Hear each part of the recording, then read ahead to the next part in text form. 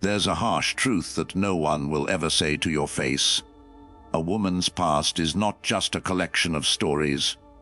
It's a series of psychological imprints, as Carl Jung called them, that shape her present and your potential future. We've gotten used to ignoring the warning signs, writing them off as a complicated personality or modern values.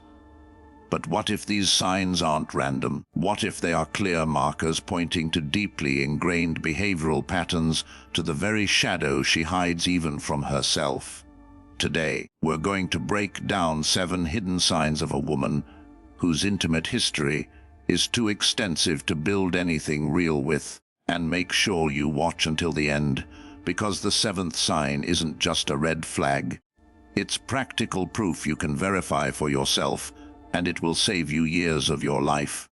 We live in a world where it's fashionable to talk about freedom and being non-judgmental. But psychology is a precise science, and it confirms that every significant experience, especially in intimate relationships, leaves a mark on our soul. Jung said that we all wear a persona, a social mask we show to the world. It can be charming, confident, free, and open. But behind this mask always lies the shadow, the repressed, unconscious part of the personality where all traumas, disappointments, and learned behaviors accumulate. And the more superficial connections a woman has had, the more her shadow has learned to defend, manipulate, and survive rather than to love and trust. Understanding how a woman's past affects a relationship isn't about judgment. It's about diagnosis, so you don't end up as a patient in someone else's drama. Sign 1, the illusion of intimacy. Comfort as a warning sigil. The first sign is a masterful trap that 9 out of 10 men fall into. Mistaking a red flag for a green light, she seems incredibly open and confident when it comes to intimacy. She discusses the physical aspects of a relationship with an ease that is at first disarming and even impressive. You think here she is a modern woman free of complexes who knows what she wants. But as Jung would say, we must look not at the persona, the mask shown to the world, but at what lies behind it. And what's hiding here is a disturbing paradox. This ease is not a sign of healthy confidence. It's a symptom of the complete absence of the natural emotional barriers that should exist at the start of any healthy relationship. A healthy female psyche instinctively protects its vulnerability. A little shyness, a gradual warming up, a bit of awkwardness. These aren't outdated concepts. They are functioning psychological safeguards that protect the sacred process of two people growing closer. They signal that what is happening is important and valuable. But when a woman handles the topic of intimacy like a seasoned soldier who has seen dozens of battles without the slightest sense of reverence, it indicates that the attachment mechanism itself has been damaged. Her boundaries have been crossed so many times that they've simply been eroded, devalued, and turned to dust. She can discuss intimate details with the detachment of a surgeon, because for her it has ceased to be a sacred act and has become mere physiology, a routine, an almost mechanical process. You'll notice this not just in her words, but in her actions. She knows male psychology in romantic situations far too well. Her moves, her reactions, her lines, it all feels too familiar, too polished. There's no natural build-up of tension, no vulnerability, no sense that this moment means something to her. Everything feels mechanical and rehearsed. It's like watching a professional actor's performance, technically flawless but soulless. Most men, blinded by this confidence, think they've hit the jackpot. In reality, they're dealing with the fallout from a long line of previous audience members. This ease isn't a gift. It's a symptom indicating that for her, this isn't the beginning of something unique, but just a repeat of a well-rehearsed script. By the way, if you appreciate these kinds of deep psychological breakdowns, just let us know with a like and a subscription. It's one click for you, but for the YouTube algorithm, it's a powerful signal to show this video to more people who are searching for answers. Thanks for helping us grow. Before we begin, just for our statistics, Which sign that you've heard of before seems the most obvious to you? Write the number in the comments. It'll be interesting to compare. Casig 2, the glass wall emotional isoene. If the first sign was about her external behavior, the second is about delving into her inner fortress where entry is strictly forbidden. This is the most agonizing sign for a man seeking real depth. A woman with many past partners often develops highly complex emotional defense mechanisms, making true connection almost impossible. She can be physically present, participate in conversations, laugh at your jokes, and even be in a relationship with you, but there will always be a part of her you can't reach. She looks at you as if through invisible glass. You see her, she sees you, but you can never truly feel each other. This isn't shyness that fades over time. It's not a temporary wall she puts up after a hard day. It is a fundamental inability to let another person fully into her inner world. This pattern reveals itself in how she talks about feelings, or more accurately, how she avoids them. All conversations remain on the surface. She won't share her deepest fears, the childhood experiences that shaped her, or the vulnerabilities that could create a true emotional bond between you. Any attempt you make to dig deeper is met with a swift change of subject, a joke, or a beautifully crafted but utterly empty rehearsed phrase. You share something intimate with her, and in return, you get an appropriate but shallow comment. She cannot match your emotional depth because she has learned to pour concrete over the access to her own. This emotional wall is especially noticeable in conflicts. Instead of working through a problem together, she either shuts down completely, retreating into an icy silence, or explodes and suggests ending things. She hasn't developed the emotional tools for relationship repair and maintenance, because her primary pattern is to exit, not to resolve. Each repeated cycle of closeness and separation in her past taught her one thing: deep emotional investment inevitably leads to pain. And now her psyche simply won't allow her to bet on one person. You will always feel like you're dating a beautiful but empty vessel while her true self remains safely hidden behind that glass wall. But if the emotional wall is a passive defense, the next sign is an active strategy for keeping a man's attention, and it works flawlessly. Sign 3, the orbit of attention, a collection of friends. The third sign strikes at the very foundation of a man's trust and is related to her social circle. A woman with a large number of past partners almost always maintains an unusually large network of male contacts. These aren't just acquaintances or colleagues. It's a whole harem of exes, potential suitors, and men who are clearly interested in more than just friendship. Her phone is constantly buzzing with messages and calls. Her social media is a parade of male attention. When you ask who all these people are, she dismisses it with disarming ease. Oh, they're just friends. But let's be honest, this isn't friendship. It's an orbit of attention. These are emotional and communication threads she maintains with dozens of men simultaneously. Many of them are her former intimate partners with whom she keeps in touch, as if leaving the door slightly ajar. This isn't about maturity or being able to stay friends from a Jungian perspective.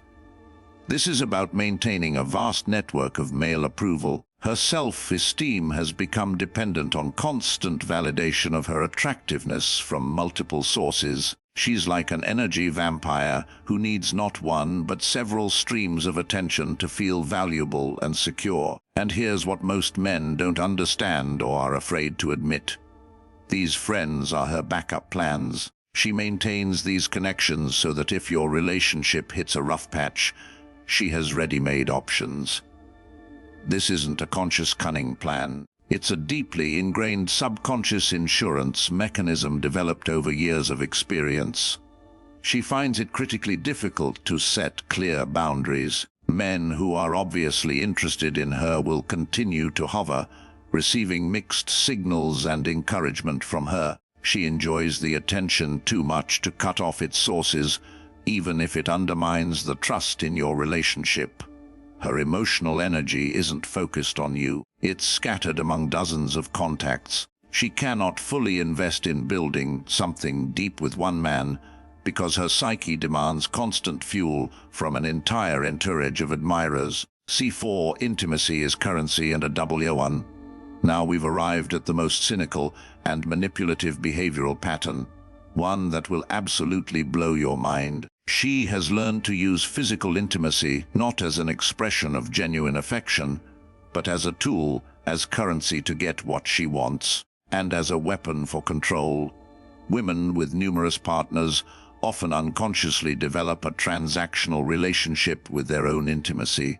They have learned through practice that it is the most powerful lever to influence a man, and they have turned what should be sacred into a calculated strategy. You will see this in specific situations. She might withhold physical affection when she's upset, not because she isn't in the mood, but because she knows from experience that it's the fastest way to make you apologize and give in. Conversely, she might suddenly initiate intimacy when she needs something, an expensive purchase, a favor, your forgiveness for her mistake. The timing is always too perfect to be a coincidence. There's a calculative nature to her behavior. It seems she knows exactly when to get close and when to pull away to keep you in a state of emotional starvation and constantly chasing her. Approval doc. This isn't natural female intuition. It's a manipulation technique learned through bitter experience. By going through numerous relationships, she has empirically determined that her attractiveness is the most powerful tool for getting what she wants from men.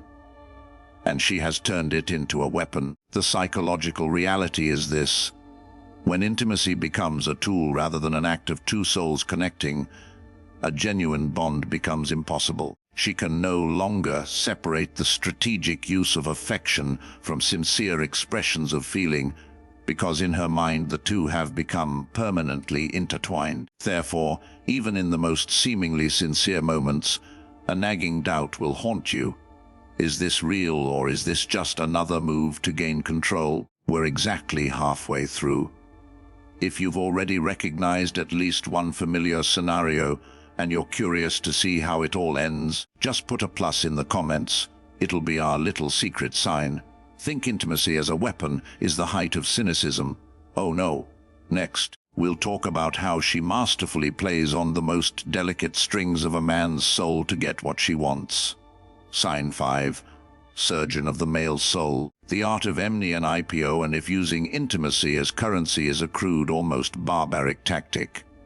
And the fifth sign is the pinnacle of skill, a work of neurosurgery on the male ego and soul. She possesses such a sophisticated, almost academic understanding of male psychology that she can manipulate your emotions with a frightening, almost supernatural precision. She knows exactly what to say to make you feel like the strongest, most needed, most special man on the planet, but her compliments and words of admiration sound too perfect. They hit the mark too accurately. This isn't a sincere impulse from the soul. It's the calculated shot of a sniper, the result of years of practice in her personal relationship laboratory. As Jung said, her task is not to become perfect, but to become whole. But she isn't striving for wholeness. She's striving for perfection in her performance, in owning her mask. She has an incredibly fine, tuned sense of male insecurities and masterfully knows how to play on them. Imagine this: you share your ambitions with her, and she looks at you with such admiration and says, "I always knew you were different." You have a vision that other men are afraid of. She finds the exact string that controls your self-esteem and plays it like a virtuoso. A week later, during a minor argument, she might casually remark, "Sometimes I feel like you're afraid to take real risks." The blow lands in the exact same spot. This cycle of heat up, cool down, praise, then devalue keeps you in a constant state of emotional tension and total dependence, like a roller coaster where fear and euphoria alternate, so quickly that you lose your grip on reality. Her ability to predict your reactions seems like magic, but it's just experience. honegun dozens of predecessors. Like a brilliant chess player, she is always 3 moves ahead. She might provoke a little jealousy by innocently mentioning how a friend helped her with something you didn't have time to do. She doesn't do it to leave you for him, but to make you compete for her attention even harder. She uses her feminine energy not as a gift, but as a scalpel. Her sudden vulnerability, her pleas for protection, her admiration for your strength, it all might be nothing more than an act, a carefully crafted persona designed to elicit a specific reaction from you. A woman who knows how to get through to any man didn't learn it from books. She learned it through practice, turning numerous relationships into a training ground for her manipulative techniques. You think you're building a unique connection, but in reality, you're just responding to carefully prepared stimuli. The relationship feels exciting, but it's empty because it's built not on a genuine bond, but on the masterful management of your emotions.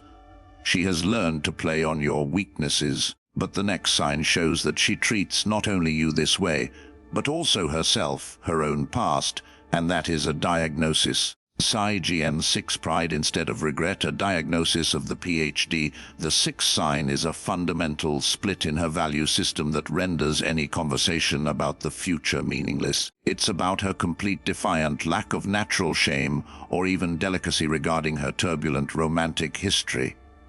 Consumer society tells us that shame is bad, but from a psychological perspective, healthy selectivity and irreverent attitude toward intimate experience are normal. It's a sign that a person values exclusivity and depth in a connection. In her case, this mechanism isn't just absent, it's turned inside out. She talks about her exartners and experiences with such ease, even bravado, as if she were discussing books she's read or movies she's seen. In psychology, there's a defense mechanism called reaction formation. This is when a person, in order to hide an unacceptable feeling from themselves and others, like deeply buried shame or trauma, begins to display the exact opposite exaggerated reaction. And this pride in her past is a prime example. It isn't real pride, it's armor forged from the fear of facing the truth. She isn't just unashamed. She might even defiantly declare, "Yes, I have experience, and I'm not going to apologize for it. It made me who I am." And in that moment, she masterfully seizes the initiative. Any question from you, no matter how delicate, will be met with a barrage of accusations of insecurity, jealousy, patriarchal views, and outdated beliefs. She uses modern rhetoric about freedom as a weapon to disarm you and make you doubt your own right to have standards. Imagine you're considering a candidate for a financial partnership, and he proudly tells you about his 10 previous bankruptcies, calling it rich risk management experience. Would you trust him with your money? So why are you willing to trust your time, your soul, and your future to a person who demonstrates the exact same attitude toward her emotional capital? This creates not just a misunderstanding, but a chasm between your worldviews. She genuinely doesn't understand why loyalty and exclusivity are important to you. In her frame of reference, partners are interchangeable. She can't grasp what you're looking for because she has never sought it or experienced a connection where physical and emotional intimacy are reserved for one special person. You are trying to build a stone castle while she is used to living in a house of cards. And this mismatch is not something that can be fixed with love. It is a fundamental diagnosis of her approach to life. She isn't ashamed of her past. But how does this manifest in practice? The final 7th sign is the most irrefutable proof in her resume. It's something you can verify with facts. Sign 7, the relationship conveyor belt, the eternal search for a novelty, and now we come to the final, most objective and irrefutable sign. This isn't speculation or psychology. This is the cold, hard statistic of her life, her personal resume that she can't fake. Her history shows a stable, recurring pattern of short, intense, but fleeting relationships. Her romantic biography is a conveyor belt where faces and settings change quickly, but the ending is always the same: a swift breakup and an immediate move on to the next project. She might describe this as a series of mismatches or mutual decisions, but behind these words lies her total inability to maintain long-term emotional investment in one person. In psychology, this is called novelty seeking. Her brain is likely addicted to the dopamine rush that comes with the initial stage of a relationship, the chase, the passion, the newness. But when this natural drug wears off, and it's time to build a deeper connection based on oxytocin and attachment, which requires work, patience, and compromise, she gets bored. She starts to feel restless, irritated, and subconsciously looks for an excuse to destroy what exists and go searching for another hit. She always has a ready explanation for why each of her previous relationships ended, and in these explanations, she always portrays herself as a victim of circumstances. She will never admit that the only common denominator in all these stories was her. She is the eternal girl, quarterna, in Jungian terms, refusing to grow up and take responsibility for her choices. If her history lacks a single example of a relationship that lasted longer than the conventional honeymoon period, say a year or two, it isn't bad luck. It's a pattern. Check the facts. Ask simple questions about the duration of her previous connections. You will see a repeating cycle. The first few months are idealization and intense passion. Then at the first sign of trouble, devaluation begins. She starts noticing flaws in you that once seemed endearing. She becomes cold, looks for conflicts, and then comes the end. A cold breakup with the line, "We're just too different," or "I don't deserve you." She is addicted not to love, but to the adrenaline of the chase. She is like a tourist who loves watching movie trailers, but never finishes a single film. She may sincerely say she wants a family, but her actions scream the opposite. She simply doesn't have the emotional tools to build for the long term because she has spent her whole life as a sprinter, not a marathon runner. Conclusion: integrating the shadow, how to make the right chick. Recognizing these 7 signs is not a reason for hatred or judgment. It is a reason for sober analysis, and most importantly for deep self-discovery. Carl Jung argued that the goal of life is to integrate the shadow, that is, to become aware of and accept our repressed darker sides. The irony is that in trying to figure her out, a man gets a unique chance to figure himself out. Before rushing to save or fix her, he must ask himself the most important question: why am I drawn to this chaos? Why does my soul respond to this drama? Often the answer lies in his own shadow, in his unintegrated feminine side, the Anima. Perhaps he is drawn by a savior complex, a subconscious desire to heal her, to symbolically heal something within himself. Or conversely, he is attracted to her apparent strength and freedom because he lacks those qualities himself. Experience changes people. An extensive, chaotic, intimate experience changes a woman, rewiring her approach to intimacy, trust, and commitment. To ignore these changes is to voluntarily sign up for the role of another exhibit in her collection, an extra in her endless play. You deserve a woman who values exclusivity, who has the emotional tools to build a long-term relationship, who sees your connection as something unique and sacred, not just another episode. To lower your standards for someone whose past screens of an inability to give you what you seek is a betrayal of yourself. It's like in business, you wouldn't invest all your assets in a company with a terrible credit history and a series of failed projects. So why are you willing to do that with your life? And now for the most important question I want to ask you when faced with signs like these. What did you feel more often? The desire to save and fix the person, or an instinctive repulsion and the urge to run? Now press pause and write your honest answer in the comments. This isn't for me. It's for you to acknowledge your first true reaction. That reaction is the voice of your intuition, your true self.